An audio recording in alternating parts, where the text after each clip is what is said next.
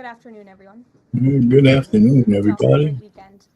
I want to start by addressing the devastation from tragic flash floods in Texas. Moments ago, the Department of Homeland Security provided an update that 91 innocent souls have now perished. Everyone here at the White House, including the president of... While it does appear that the White House press briefing has just gotten underway. The devastation from the tragic flash floods in Texas. Moments ago, the Department of Homeland Security provided an update that 91 innocent souls have now perished. Everyone here at the White House, including the President of the United States, is praying for the victims' families and friends during this unimaginable time. President Trump swiftly signed a major disaster declaration for Kerr County, Texas, to ensure our heroic first responders have every resource they need in the relief and recovery efforts. Secretary of Homeland Security Kristi Noem traveled to Texas over the weekend, and the entire Trump administration is working hand in glove with state and local officials to provide every assistance available. The situation on the ground remains dangerous, and there could be additional public safety threats with potential incoming heavy rain. So we encourage everyone in the remain vigilant, listen to all warnings, and respond accordingly. Unfortunately, in the wake of this once-in-a-generation natural disaster, we have seen many falsehoods pushed by Democrats such as Senator Chuck Schumer and some members of the media. Blaming President Trump for these floods is a depraved lie, and it serves no purpose during this time of national mourning. Here are the facts. In the lead up to this tragic natural disaster, the National Weather Service did its job. Despite unprecedented rainfall, the National Weather Service executed timely and precise forecasts and warnings. On July 3rd, the National Weather Service office in Austin, San Antonio, Texas, conducted forecast briefings for emergency. You know, it was really unfortunate that the Democrats are down so bad that she has to actually do this,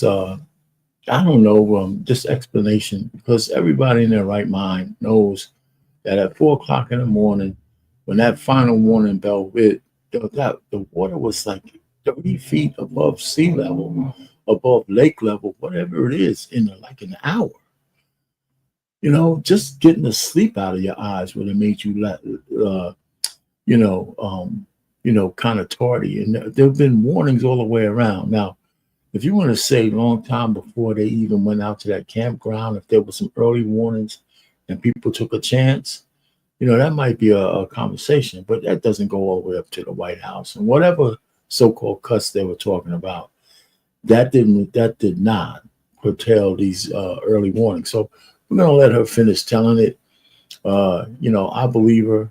And there's independent sources saying how many warnings went out all through the day. But once it started to hit, you know, they had very, very little time to react.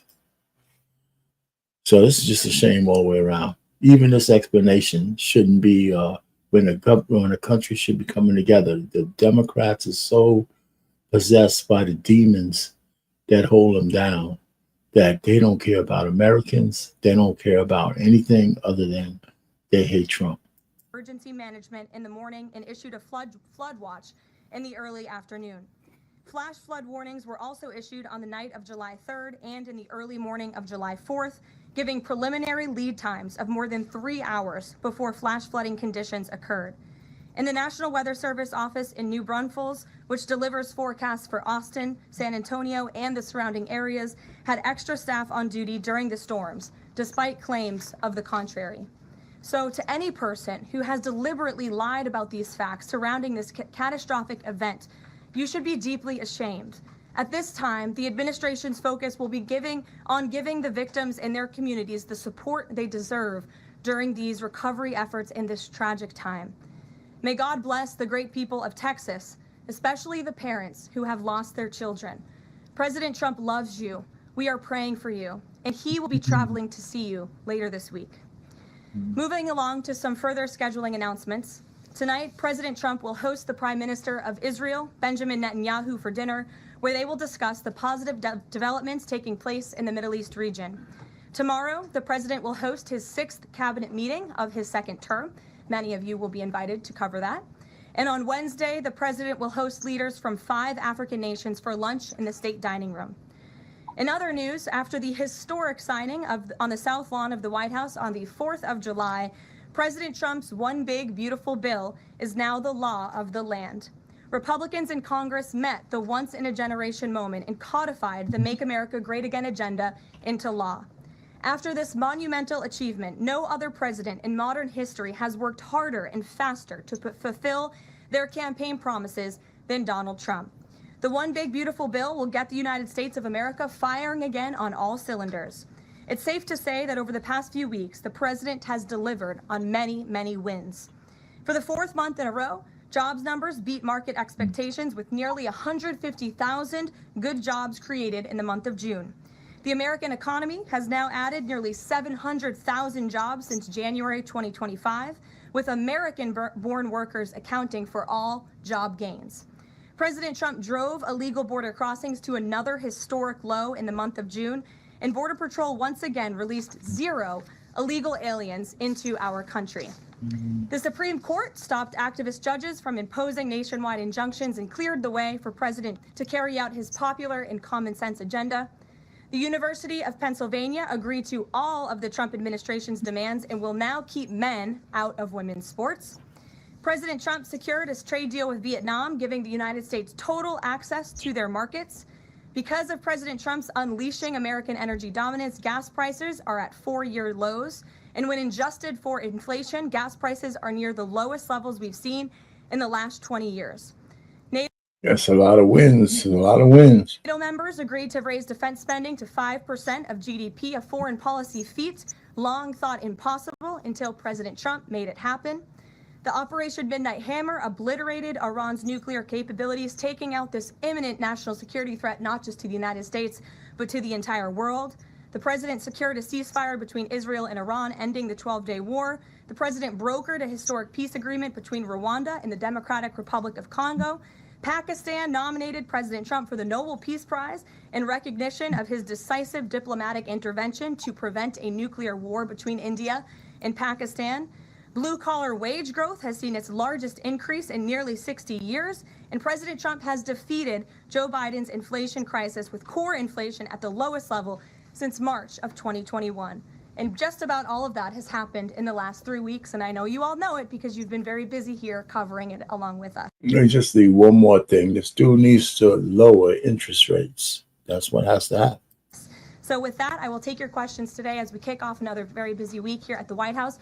We'll lead with our new media seat, Brian Glenn, who is, of course, very present in this briefing room. He's put in a lot of hours covering this president, so we're glad you finally have a seat today. Brian, go ahead. It feels great to sit down. Thank you very much. You're welcome. I want to go back to the hurricane. You said that President Trump is scheduled to go to Texas later this week. Can you speculate on what day and what he has plans? Sure.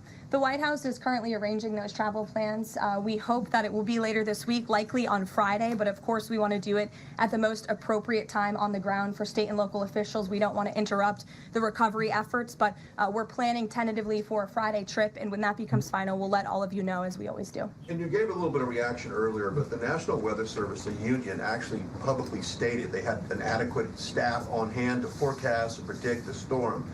You shared your thoughts earlier on how the way the left has really weaponized this to blame the deaths in Texas on Trump. Put a comment on that again. Yeah, I just do think those comments are depraved and despicable, especially when so many Americans are mourning the loss of their children. The National Weather Service, as I said, did its job. Many experts, many meteorologists have said that. Many of you in the media, in all fairness, have said that as well. Unfortunately, not all. And many Democrat elected officials are trying to turn this into a political game, and it is not. This is a national tragedy, and the administration is treating it as such. We know the National Weather Service provided early and consistent warnings. They gave out timely flash flood alerts. There were record-breaking lead times in the lead up to this catastrophe. There is ongoing flood monitoring, and these offices were well staffed. In fact, one of the offices was actually overstaffed. They had more people than they need.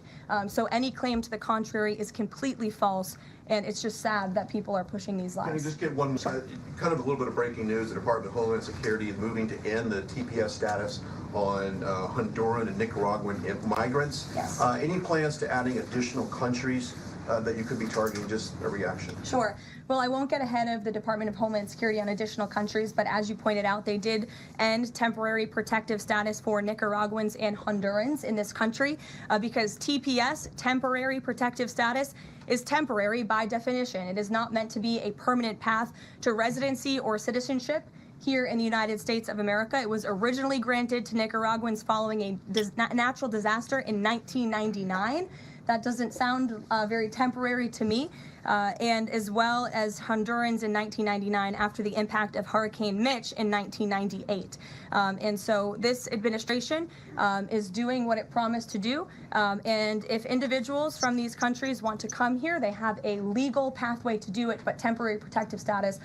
You know, I mean, listen, I think of the people in opposition to TPS or any other status that people are in, that when they're out of compliance with our laws to be in the United States, have to inherently understand that being out of compliance makes you subject to deportation, period. Doesn't matter what your sob story is.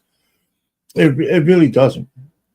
Now, there's probably some benevolent strings in the whole, I guess, soup, where some people might be able to get some temporary or some different status, like they want to put a status together for like some of the illegal migrant workers in the fields and in the hotels and the things that might actually immediately disrupt the economy, whatever those jobs might be. So it might make sense to make a deal with those folks as long as they have those jobs and are in good standings and they're not criminals. You know, because that makes sense to me, right? You know, because we've been allowing those businesses to operate illegally for so long. Just snatching that Band-Aid off probably would be stupid, right? Especially when you have to balance that against the economy and things of that nature. But those people would also be temporary as well. You know, when the season's over or something like that, they may have to go back. So, I mean, these are deals that you can make. I think it's all fluid. But the folks who are just chilling, overstayed their visas, you know, came here on TPS, including the Haitians, which is a sad part because we know Haitian is still shithole. They need to get some lawyers together and say, listen, maybe we have to make some exceptions for like the Haitians. We could see their devastation right in front of us. It's just hard to kind of deny that there's really no country for these people to go back to. But then again, you know, sometimes you get caught up in a bad net. So anyway, here we go. Let's go back.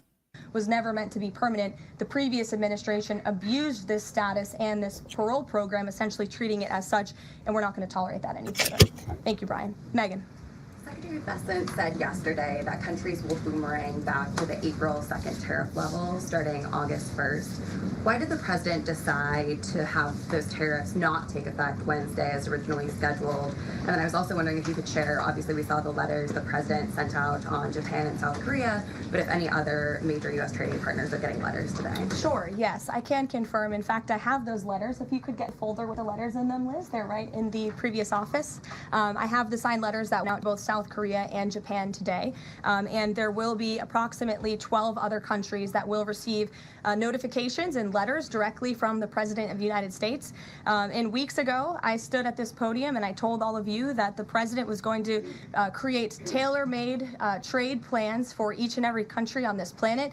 And that's what this administration continues to be focused on. The president will also sign an executive order today delaying the July 9th deadline to August 1st. So the reciprocal tariff rate or these new rates that will be provided in this correspondence to these foreign leaders will be going out the door within the next month, or deals will be made. And those countries continue to negotiate with the United States. We've seen a lot of positive developments in the right direction, but the administration, the president and his trade team want to cut the best deals for the American people and the American worker That's what they're focused on. And in the effort of transparency, these letters will continue to be posted to Truth Social, so you can enjoy them yourself. Go ahead. Thanks, Karoline. Just about the visit of Prime Minister Netanyahu today, I was just wondering why that is not open to the press. Previous visits by him, we've had Oval Office press conferences. Does that reflect somehow the kind of sensitivity of this particular visit? No, they're having a private dinner. There's many important matters that are obviously ongoing in the region, as you know. The utmost priority for the president right now in the Middle East is to end the war in Gaza and to return all of the hostages. Also, as you know, there was a ceasefire proposal that Israel supports that was sent to Hamas, and we hope that they will agree to this proposal. We want to see all of the hostages released. That's on the top of the president's list. Will be discussed, as well as the many other positive developments we've seen in the Middle East. I want to go back to the trade deals. As you see, we have these beautiful letters that the president has signed. This one is to the President of the Republic of Korea, original signature on that, and these will be mailed. And then here we also have another letter to the Prime Minister of Japan as well. Both countries will be receiving a 25% tariff rate effective on August 1st. Go ahead. Thank you so much. You said it, and the president said it many times, you want to see an end to the war in Gaza. Will he give guarantees during this 60-day period of ceasefire that actually the war will end? Because this is a sticking point with Prime Minister Netanyahu, and I'm wondering if they see eye to eye on this point. And how do you see the next day? What the next day in Gaza will look like? Look, right now the president is focused on today and to get the Hamas to agree to this ceasefire. I don't want to comment on the details of the arrangement out of respect for these negotiations, but a agreeable and appropriate ceasefire proposal has been sent to Hamas. And I can also tell you Special Envoy Witkoff intends to travel to Doha later this week, where he will continue to engage in these discussions. And the Qataris and the Egyptians have been incredibly helpful partners in mediating these negotiations and discussions to bring peace to this region and end this conflict once and for all.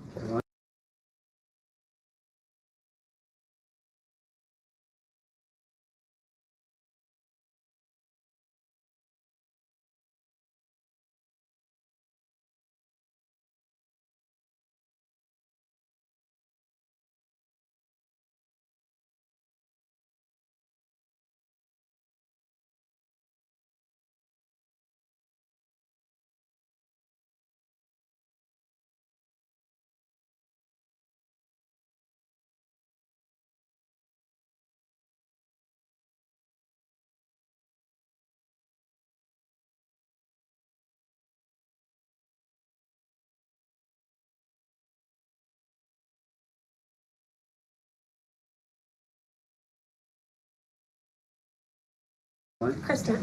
Two questions. Thank you, Carol. Sure. The first question is President Trump reconsidering his plan to phase out FEMA, given what officials have said is their critical role on the ground now in Texas? Look, the president wants to ensure American citizens always have what they need during times of need, whether that assist comes from states.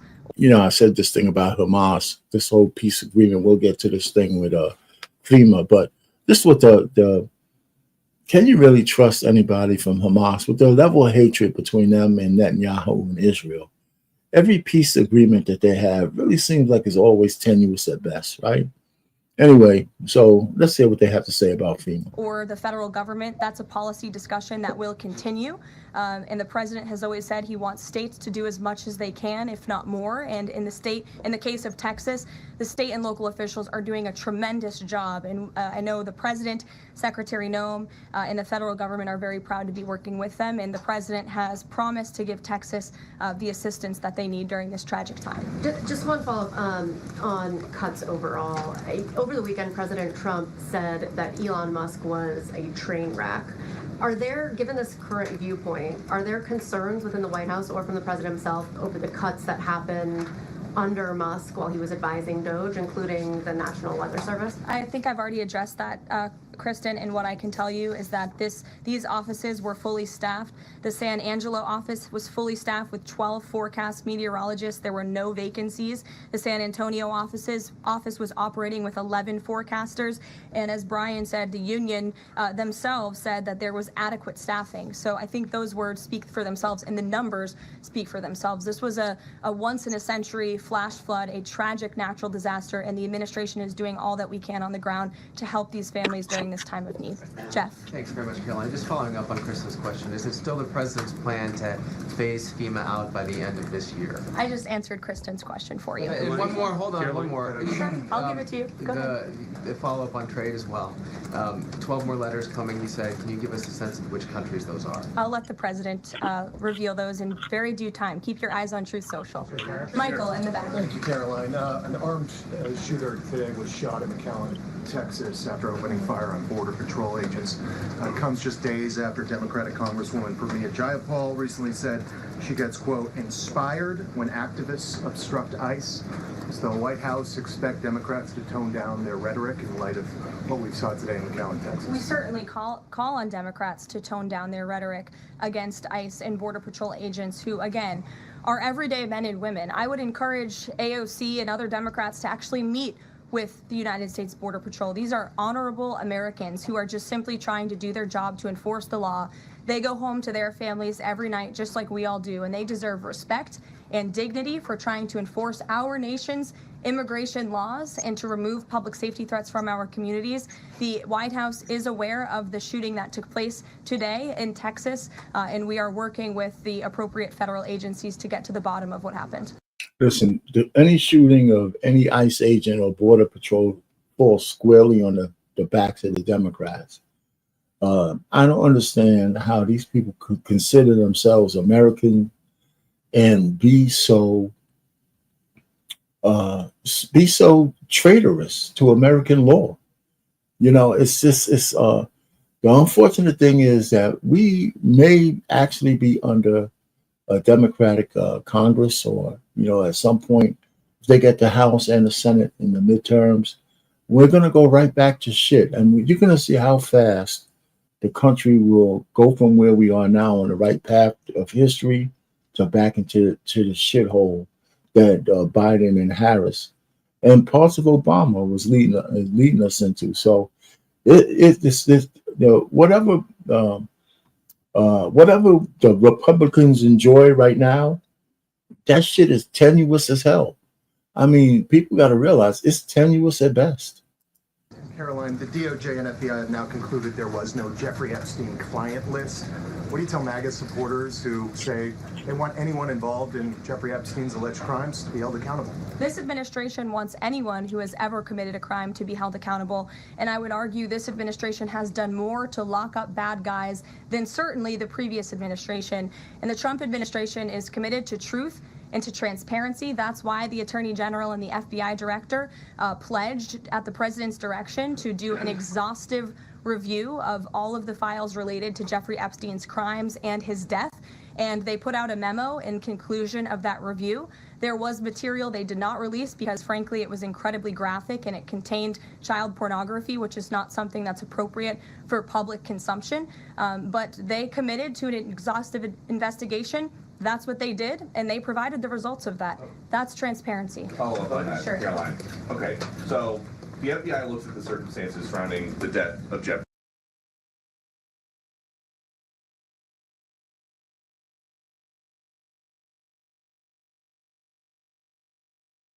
Jeffrey Epstein. According to the report, this systematic review revealed no incriminating client list. So what happened to the Epstein client list that the Attorney General said she had on her desk? Well, I think if you go back and look at what the Attorney General said in that interview, which was on your network on Fox News. Got the quote. Go ahead. John Roberts said, DOJ may be releasing the list of Jeffrey Epstein's clients. Will that really happen? Yeah. Before he goes on, we just can't keep saying that there was no list. You know, there's a list. I mean, you know, maybe you should have never said you was going to release these papers to begin with. I just think that it was dumb, because y'all know that this shit was going to have something that y'all don't want to have people looking at. So let me finish this question. And it's just dumb saying there's no list. Of course there was a list. And she said, it's sitting on my desk right now to review. Yes, she was saying the entirety of all of the paperwork, all of the paper in relation to Jeffrey Epstein's crimes. That's what the Attorney General was referring to, and I'll let her speak for that. But again, when it comes to the FBI and the Department of Justice, they are more than committed to ensuring that bad people are put behind bars. They have an operation going on right now called Summer Heat, which has our murder rate trending in the lowest direction in United States history. Their emphasis on violent crime and locking up violent criminals has led to the arrest of 14,000 violent criminals. That's a 62% increase from the same time period last year. So this Attorney General and the FBI Director are committed to putting bad people behind bars where they belong. They promised an exhaustive review. That's what they did. For any further details, I would refer you to the Department of Justice. Thanks, Karoline. Netanyahu visiting the White House today. Yesterday, the president said that he was working on a more permanent deal with Iran, but several days ago, he didn't think one was necessary. What changed? Well, when you asked me about this, or when you all asked me about this several weeks ago, I said the president thought maybe an Iran deal was not necessary, but of course the president is always interested in peace and diplomacy. That remains true, and the administration continues to be in contact, both directly and indirectly, with the Iranians on a deal. And then on tariffs, you're now delaying the deadline from July 9th to August 1st. Is that an acknowledgement that perhaps the administration found it more difficult to negotiate these trade deals, or whatever happened to 90 deals in 90 days? No, it's an acknowledgement that this administration is doing what's best for the American worker, and we want the best deals possible for our workers, for our manufacturing base, for our middle class, and they are doing this deliberately and appropriately on behalf of our country's interests. Josh. A couple more on the tariffs. You said about 12 more letters. There were about 55 or so countries, including the EU as a bloc, that were facing this tariff increase. All of those, to understand it correctly, are now deferred to August 1st, right? Correct. And on the 12, what happens with the remaining, whatever it would be, 40 something? So just 12 today. There will be additional letters in the coming days. So all of them are going to get a letter at some point? Correct. Okay, and can you tell me why he decided to start with South Korea and Japan? Are they annoying him? It's the president's prerogative, and those are the countries he chose. And on the sectoral tariffs, it's our understanding that these continue to be a separate track. We're still waiting on a bunch of those. That's right. Is there any timing update on when he's going to move on, for instance, semiconductors and other things that are still in the hopper? I don't have a timing update, but for where they are in the process, I would defer you to the Department of Commerce. I mean, doesn't it make sense that, when you're trying to deal individually, because you can't deal them as a group, from country to country? I can imagine how difficult it might be to have deals with individual countries, knowing that some countries' deal depends on some others as well. So there's got to be a pecking order, and there's got to be some care given to making sure that the deals you make with one country do not conflict with the deals that you make with another, if under certain circumstances, because a lot of these countries have deals with each other, especially with China and things of that nature. So the complication of putting all this stuff together, I can understand the delays and the tariff scares here and the tariff scares there. Now the market itself says, okay, we're in the mix now, so we're going to have a new balance of trade between us and the world. And tariffs has been used as a negotiating tool. So we're not going to just be panicking over that shit, because at some point it's going to come to some kind of equilibrium and some kind of end. But I believe that even when we get this tariff thing together with every individual country, there's always going to be room for negotiation as things change. I mean, that's just the way life is. Right? Big deals, finally, as well. He announced this Vietnam deal. Are you close on any other countries? The president and the administration, yes, we are close. But again, the president wants to ensure these are the best deals possible. And I would add just one more thing on trade and tariffs to wrap it up. Look at the extensive work this president has put into cutting these good deals and doing what's right for the American worker. He is literally looking at the map and looking at every country on the planet and seeing where they are ripping off the American people, seeing where they have hollowed out our industrial base, seeing where our jobs have gone to other countries overseas because of their tariff policies, and he's trying to correct that. So this is decades of bad trade policy that has led to a deficit that is ravaging our country, that is ravaging our middle class, and the president is taking a very deliberate approach to correcting this wrong of many decades, of many past presidents. And so I think he should be commended for the time and the effort that he is putting into this. And the fact that he has announced a framework with China, a trade deal with the United Kingdom, a trade deal with Vietnam, and many others to come in just a matter of 6 months is truly historic. And it's a testament to this president and his trade team who are working around the clock to get this done. And I don't understand why people can't just get that through their thick head, whether you like this guy or not. At some point, you got to say, you know what, man, I got to give it to the Gipper. You know what I'm saying? You know, I mean, at every term, and he's been winning so bigly, that, I mean, a lot of people are saying, well, hey, man, it shit could all fall down. But these tariff things look like it's working. The market has been back to all-time high. It's been kind of red today, but, you know, that happens when we have a little consolidation on profit taking. So, you know, I mean, the guy is doing a great job. It's as simple as that. You know, not like some of his tactics. But when it comes to ICE, the only reason why it's messy is in the blue states where they're resisting following the federal law. Sure, go ahead. Thank you so much, Karoline. Two questions on Iran. What's the permanent deal with Iran looks like for the president, and what issues related to Iran should it cover? And secondly, has the president seen the interview with Iranian president, which he says that the United States president, Mr. Trump, is capable enough to guide the regions toward the peace and the future and put Israel in its place, or it gets more into conflict?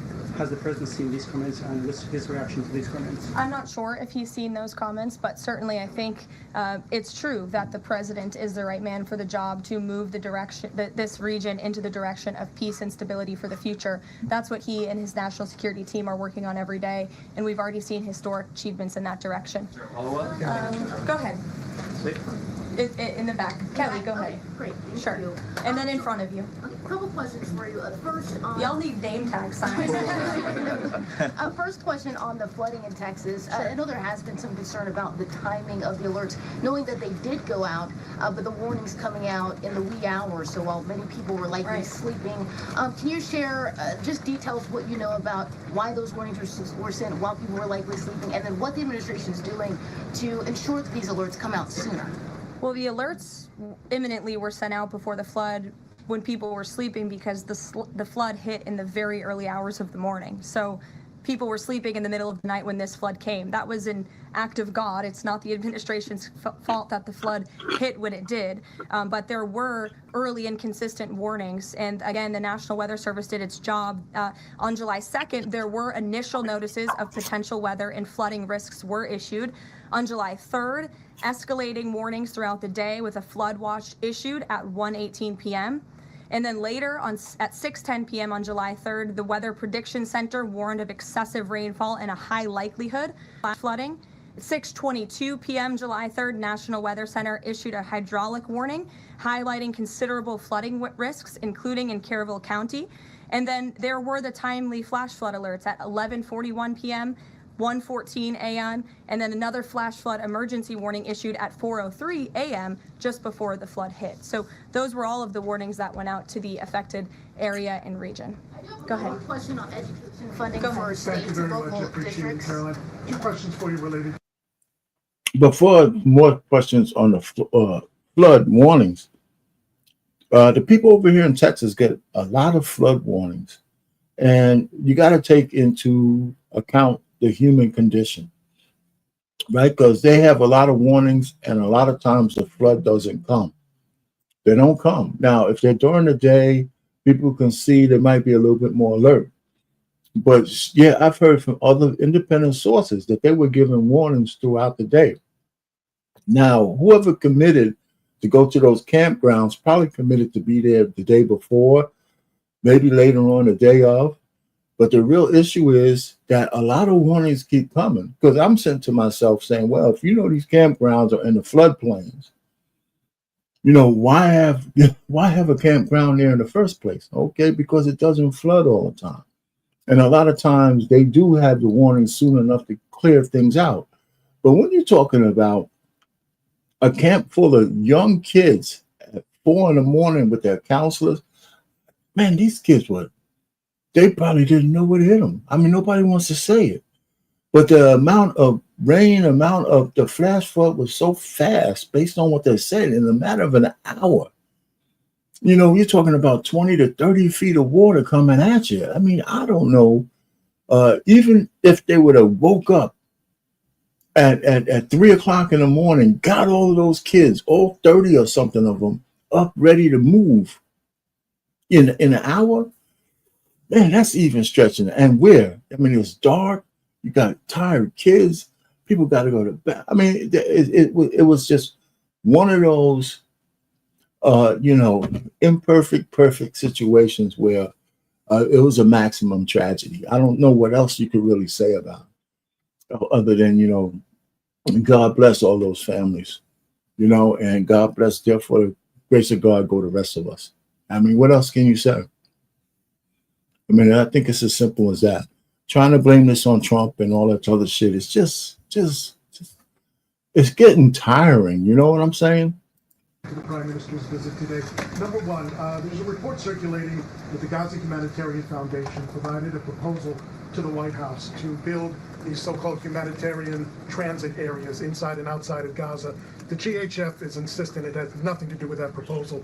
Can you shed any light on whether the White House has received such a proposal, and if so, from whom? I'm unaware if a proposal from the Gaza Humanitarian Foundation was sent to the White House. I haven't seen it, but I can ask our National Security Council. And also a document circulating that the White House is prepared to lift the Foreign Terrorist Organization designation from HTS, the group of President al-Shara in Syria. Can you confirm that that's taking place? Again, I haven't heard that, or I'm not aware of that action taking place. As you know, we did lift particular sanctions on Syria, but we did leave them on for particular terrorist groups. If that has changed, we will, of course, let you know if there's a change in policy, but I'm unaware of one at this time. Sure, go ahead. Me? Thank you. Ahead of You can go too, since you're so eager. ahead of the president's meeting with Prime Minister Netanyahu today, Mario, where Israel has made it clear that they will not bring an end to this war until Hamas is decimated.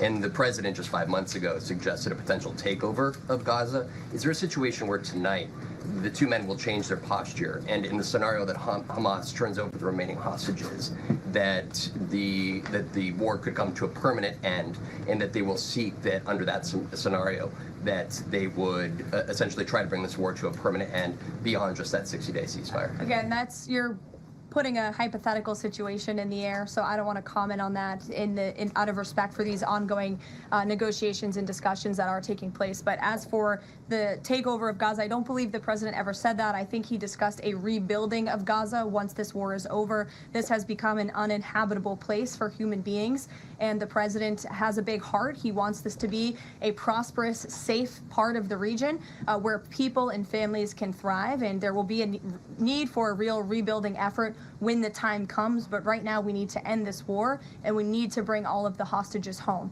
The president is adamant about that. The war tonight? Look, again, I will let the president speak for himself later if he decides to comment on the details of the agreement, but out of respect for the discussions, I won't do that from the podium. Go ahead. The disingenuous part of all of this thing that she just said, and every Israeli and all this bullshit, they're not rebuilding those things to that place to put Palestinians back in those buildings, in that infrastructure. Everybody knows it. You know, that's the part of it. Give me the hostages back, but nobody says what's going to happen to all of these displaced people based on the genocide, right? What's going to happen with them, right? None of the other Arab countries or Muslim countries wants to take them. They're people without a land, and they're encroached by another people who hates their guts only because they got some bad actors that use them as human shields. Now, some of them might be complicit, but a lot of them are just trying to live. You know, so I don't know where the end to this thing is, but all this shit that they're talking right now doesn't sound like anything that's going to be any more than tenuous. And this whole notion that they're going to rebuild the Gaza Strip and put Palestinians back in is just absolute, utter bullshit. Everybody knows it. So Congressman Lawler and Gottheimer have introduced a bill in Congress, the Bunker Buster Act, that would allow the United States to sell B-2 bombers and bunker buster bombs to Israel. Is that something the president would support?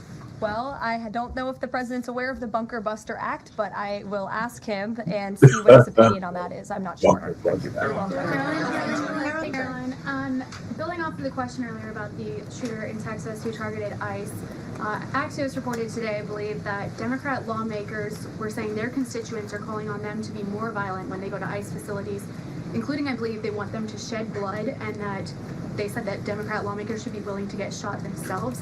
Can you respond to that? And do you have concerns that any of these lawmakers might act on the wishes of their constituents? It's hard to believe anyone with morals in this country or decency would say such a thing. Obviously, the White House condemns that rhetoric, and we condemn violence of any kind. This administration is simply trying to enforce our laws, and we must be a nation of law and order. You cannot simply waltz across our border and live here illegally and expect to stay. We are going to enforce our nation's laws, and the men and women who are doing that are doing so in a respectful way. They are doing so within the confines of the law, and they are just trying to do their jobs. And we condemn any violence or any calls for violence of any kind against any American. Go ahead. Yeah, wait a second. It'd be nice to find out what the line is of free speech, where people are actually calling for the maiming or deleting, murdering of federal law enforcement agents in enacting their duty. I mean, there's got to be some crime for that, right? I mean, I can't just go out and talk about, deleting policemen and walk in the streets, right? Whether I have a gun or not. I mean, I can't just be calling for people to go ahead and hurt them. Maybe I can, but it seems like that's right at the hairy edge of the First Amendment. It really does. Thank you, Karoline. I wanted to ask you if... I was not calling on you, but you can go ahead. It's fine. There's a lot of people in here today. President Trump already saw the letter that the Colombian President Gustavo Petro sent him, apologizing for his comments a few weeks ago, suggesting that there was an involvement from the U.S. government in an alleged coup d'etat in Colombia. And Secretary Rubio recalled the U.S. Chargé d'Affaires in Colombia. Did President Trump saw that letter, and what do you think about the comments from President Petro suggesting that the U.S. has some kind of involvement in a coup? I'm not sure if the president has seen that letter, but I can check with him in the National Security Council. We will get you a response if you follow up with my team. Find out for you. Karoline, Sure, go ahead. Iris, go ahead. Thank you, Karoline. Thank you, Karoline. On two topics. First, I love how excited everyone is on Monday. Yes, Raquel, you can go after. On two topics. First, tariffs. The president announced last night that any countries aligning themselves with the anti-American policies of BRICS will be charged with an additional 10% tariff. Can you tell us more details on that? What specific policies is the president talking about here? What policies should countries stay away from to avoid being subject to additional tariffs? Sure. Well, the president feels, generally speaking, that BRICS is seeking to undermine the interests of the United States. It's the president's utmost responsibility to put the interests of the United States first. That's how he views his job as president. So he's going to ensure that America is fairly treated on the world stage, and he'll take any action necessary to prevent countries from taking advantage of the United States and our people. Raquel, go ahead. On illegal immigrants, Our Tom Homan told us this morning that ICE will have to arrest 7,000 illegal immigrants every day for the remainder of this administration to just catch the ones that were let in during the last administration. I'm wondering what the new resources and manpower, of course, given by the Big Beautiful Bill, which of course opens the door for ICE to hire additional 10,000 agents and officers. What's the administration's expectations now for daily arrest numbers going forward in upcoming months? Sure. I'll let the Secretary of Homeland Security and her department speak on what they're looking for in terms of daily numbers. What I can tell you is I receive the daily reports each morning, and ICE is out there doing the jobs that they swore an oath to do, and they are removing public safety threat communities every day, and our country is becoming a safer place because of their efforts. And the One Big Beautiful Bill that is now law will give significant resources to ICE and Border Patrol to continue the tremendous work that they are already doing. And I think every American who wants to live in a safe neighborhood should be grateful for their efforts. Thank you, Raquel, Raquel, and then I can go to you. So much. And then you, Dr. Harper. Thank you, Karoline. It's a follow-up on the BRICS. question. So does President Trump believe that the BRICS are getting stronger or trying to isolate the United States? And how close is he monitoring this summit that is taking place in Brazil right now? He's closely monitoring it, which is why he put out a statement himself. He does not perceive these countries as growing stronger. He just perceives them as trying to undermine the United States' interests, and that's not okay with him, no matter how strong or weak a country may be. Go ahead. Yes, go ahead. Yes. As promised, yes. Go ahead. Thank you. Does Trump have a vision for post-war Gaza? You mentioned, he's talking about now the ceasefire, but does he support permanent or temporary Israeli presence in the Gaza Strip? Does he continue to see a continued role for the Gaza Humanitarian Foundation to continue to operate in the Gaza Strip? Well, as you know, because we've talked about it before, the president has directed aid to be moved into the region, and that has been taking place. You've actually seen people in the Gaza Strip yelling out, "Thank you, Trump," for the aid and for the meals that they have received, because the previous administration never did that for some reason. But this president, again, wants to see peace and stability in the region. So as I outlined previously, he views this part of the region as having a real chance at being peaceful and prosperous. But again, we need to end this war. We need to get all the hostages home, and Hamas needs to accept this proposal in order to do that. Dr. Harper, go ahead. I'm Dr. Anthony Harper with the Intermountain Christian University. Thank you for taking my questions. Given the nature of the Palestinian Authority, with their pay to slay, teaching Jew hatred to children, corrupt leaders, and no elections for 19 years, who does President Trump support to govern Area A and Area B to prevent Hamas from ruling? And what is President Trump's position on Israeli sovereignty? Sure. Well, the president believes Israel, of course, That's a good question right there. has a right to defend itself. As for the first part of your question, you're getting ahead, Dr. Harper. As I told you, the president wants Hamas to accept this proposal right now. He wants to see peace in this region, and he's committed to doing that. Sean. Hey, Karoline, can you just please... Yeah, listen, you didn't answer the guy's question. I'm old enough to remember when they were, I think may have been right after Yasser Arafat or somewhere around there, that the people of Palestine, quote unquote, whether you agree it exists or not, they had some elections and they voted a person from Hamas as their leader, and Israel rejected that. Now, I could be wrong, but that's my vague memory. I didn't go back and codify that, but I believe that's what happened. I mean, we're talking about more than 20-something years ago, right? Maybe 30 years ago. So I do remember something like that happening. So when they gave the people the right to vote and they stood out of the way, they didn't like who they voted for, right? And so they completely ignored that vote because they had the hatred for Hamas, and I don't know if that exasperated things, made it worse or not. It could have, but things were already bad, so they didn't want Hamas in leadership at all. So who's to say who's going to be in charge now, and how you're going to ensure they're not going to be a puppet of Hamas? And I don't know how you eradicate every Hamas member when they look just like the Palestinians. And it could be more of not who's the leader, but what's the consciousness of the people in the area, right? If you don't have a leader really, but their consciousness is, I agree with what Hamas is doing, how do you eradicate that without destroying and eliminating all the people? So this whole thing is tenuous at best. Walk us through the decision to halt the supply of weapons to Ukraine at a time when Russia is really hitting Ukrainian cities and civilians. Was that the president who decided that, or did the Pentagon do it without his approval? No, neither of those things are true. I'm happy to walk you through it. This was a standard review by the Pentagon of all weapons and all aid and all support that the United States is providing all countries and all regions around the world, not just Ukraine. When the Secretary of Defense took office, he directed the Pentagon to conduct this review to ensure that everything that's going out the door aligns with America's interests. So it's a pause to review to ensure that everything the Pentagon is pushing out there is in the best interest of our military and our men and women in uniform. Fran.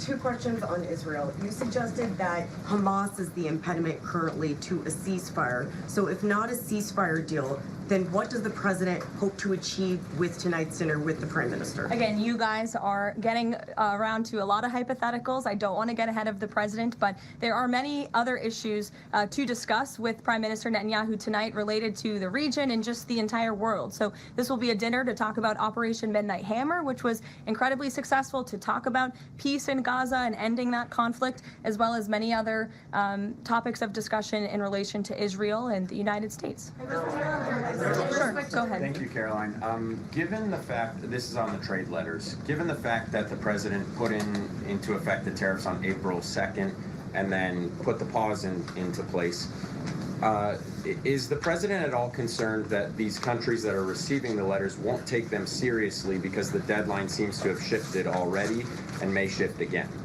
They will take the letters seriously because they have taken the president seriously. And that's why the president's phone, I can tell you, rings off the hook from world leaders all the time who are begging him to come to a deal. And this administration is working hard to ensure those deals are in the best interest of the American people. And this delay, again, is in the best interest of the American people. And you all will continue to see these letters released on the president's Truth Social. And we will see you all later. Thank you, guys.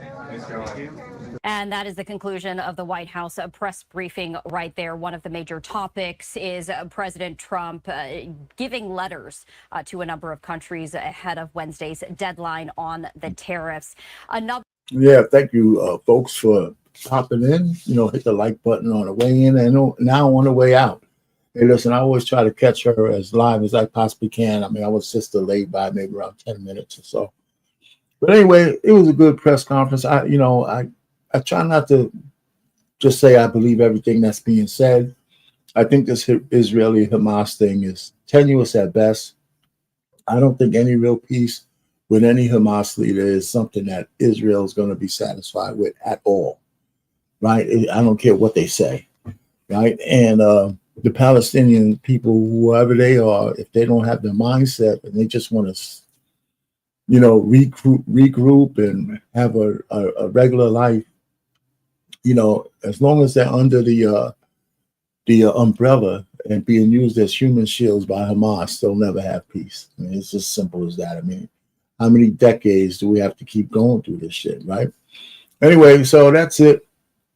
Thanks for stopping by. I don't have anything more. Hit the like button, Our Pain, Marriage, Politics, and Sports. Over and out.